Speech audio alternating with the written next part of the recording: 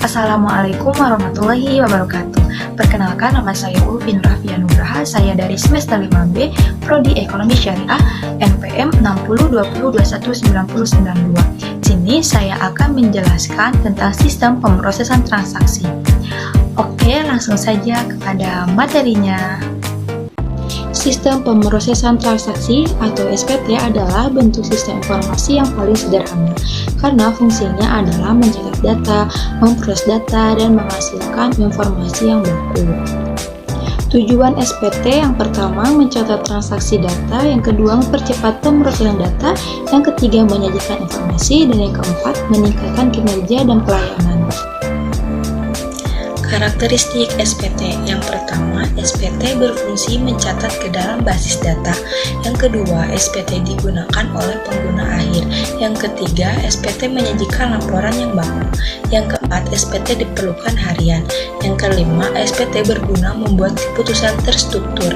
Yang terakhir, SPT menggunakan perangkat input dan output yang bervariasi.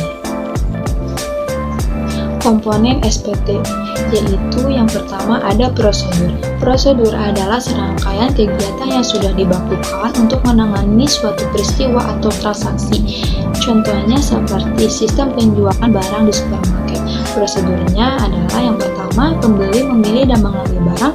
Yang kedua, membawanya ke kasir untuk diinput. Yang ketiga, membayarnya. Lalu yang keempat, membawa keluar barang belanjaannya. Yang kedua, perangkat pemroses yang terdiri dari hardware dan software.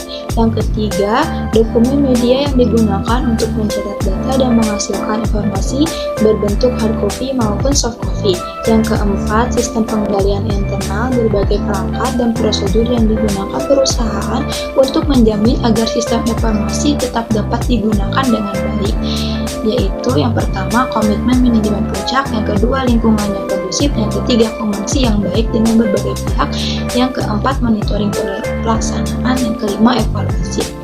Yang kelima yaitu ada basis data. Basis data adalah sekumpulan tabel data yang saling berkaitan. Kegiatan utama SPT. Yang pertama, mencatat data dan transaksi. Data yang dicatat dapat berbentuk macam-macam, misalnya seperti huruf, angka, tanda, bahkan gambar dan suara.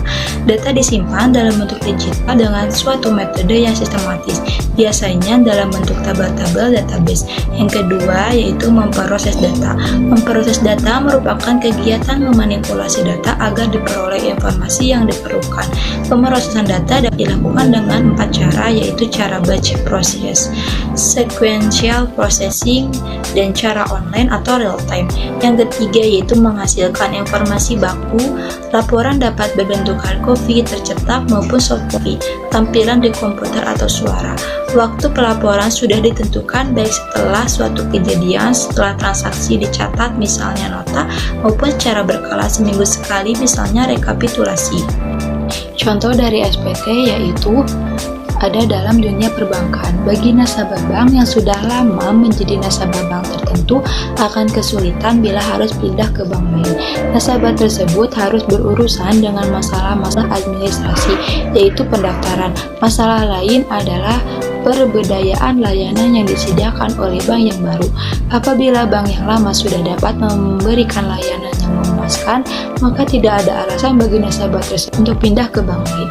Berbagai pengorbanan yang dikeluarkan atau dilakukan oleh nasabah untuk berpindah ke bank lain disebut dengan switching cost. Switching cost juga dapat terjadi pada pemasok.